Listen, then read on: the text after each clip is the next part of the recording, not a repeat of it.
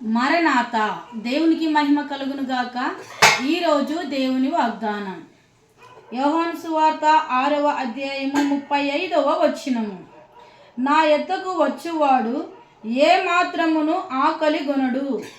దేవుని దగ్గరికి వచ్చువారు మరి ఏ మాత్రము ఆకలి గొనడు.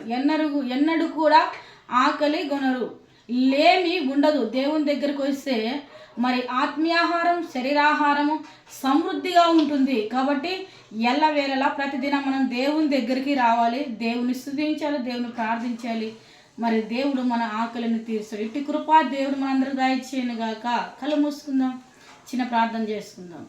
దయగలిగిన తండ్రి, కృపగలిగిన యేసయ్య, నీకు వందనములు. దేవా మరి యేసయ్య, నీ యొద్దకు వచ్చు వారిని ప్రభా ఏ మాత్రము యేసయ్య ఆకలి అయ్యా లేకుండా మీరు చేసే దేవుడు. నీ యొద్దకు వచ్చేవారిని సమృద్ధిగా దీవించే దేవుడు. నీ దగ్గరికి వచ్చే వారిని దేవా మరి యేసయ్య అయా విడవక ఎడబాయక మీరు కాపాడే దేవుడు నా తండ్రి.